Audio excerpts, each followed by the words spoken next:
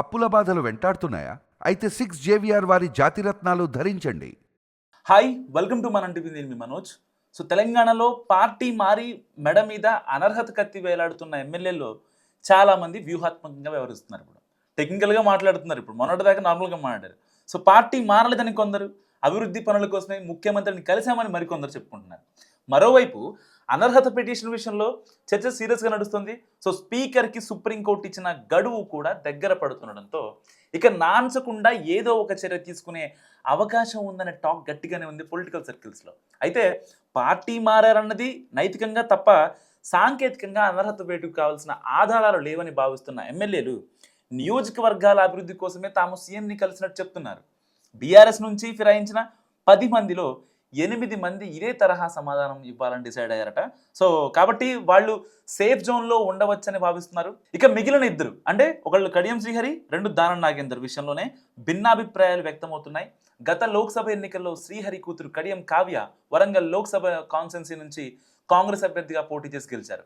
ఇప్పుడు ఆ ఎన్నికల ప్రచారంలో శ్రీహరి పాల్గొన్నారు. సో బీఆర్ఎస్ ఎమ్మెల్యేగా ఉండి కాంగ్రెస్ అభ్యర్థి కోసం అంతా తానే నడిపించారు కాబట్టి పార్టీ ఫిరాయింపుల చట్టం ప్రకారం ఆయన మీద చర్యలు ఉండవచ్చు అంటున్నారు. ప్రచారం చేసిన అంశమే ముఖ్యమైన ఆధారంగా తెర మీదకు రావచ్చు అంటున్నారు. సో ఇప్పటికే స్పీకర్ ఇచ్చిన నోటీసులకు గడువు కోరారు శ్రీహరి. ఈ విషయంలో న్యాయపరంగా వచ్చే చిక్కుల గురించి కూడా ఆరా తీస్తున్నారట ఆయన. సో ఏ రూపంలోనూ వెసులుబాటు దొరక్క ఇక ఉప ఎన్నిక తప్పదని అనుకుంటే ఆయన అందుకు కూడా రెడీ అవుతున్నారట. సో ప్రస్తుతం నియోజకవర్గ అభివృద్ధి మీదే ఫోకస్ పెట్టారట ఆయన. సో సీఎం రేవంత్ రెడ్డి దగ్గరికి వచ్చిన ప్రతిసారి వివిధ అభివృద్ధి పనుల కోసం అనుమతులు తీసుకెళ్తున్నారు.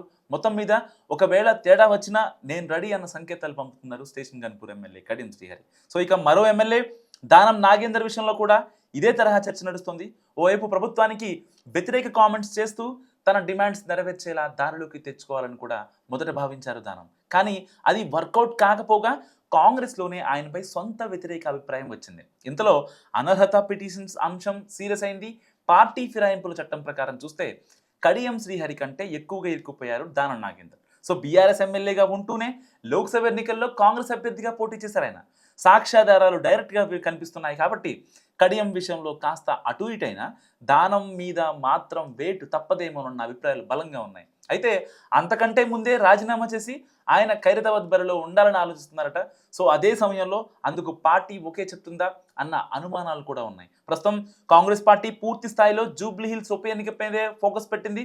ఎలాంటి కీలక నిర్ణయం అయినా ఆ తర్వాతనే తీసుకునే అవకాశం ఉంది. ఇలా ఓవరాల్గా చూసుకుంటే పార్టీ మారిన 10 మందిలో ఇద్దరు మాత్రం గట్టిగా ఎదుర్కొన్నారు. సో వాళ్ళ మీద వేటు తప్పదని అనుకుంటే మాత్రం రాజీనామానే అంతిమ నిర్ణయంగా కనిపిస్తుంది. మరి ఇలాంటి నేపథ్యంలో ఒకవేళ దానం నాగేందర్ కడియం శ్రీహరి అంటే అంత పెద్ద లెక్కలోది కాదు కాబట్టి దానం నాగేందర్ ఖైరతాబాద్ నుంచి రాజీనామా చేస్తే మళ్ళీ మరి కాంగ్రెస్ నుంచి టికెట్ ఇస్తుందా లేకపోతే ఎక్కడి నుంచి వస్తుంది, అసలు ఆయనకి గెలుపు బావుట ఎలా ఉంటుంది, మీరేమనుకుంటున్నారు కామెంట్ రూపంలో చెప్పండి. చూస్తూనే ఉండండి మనం టీవీ.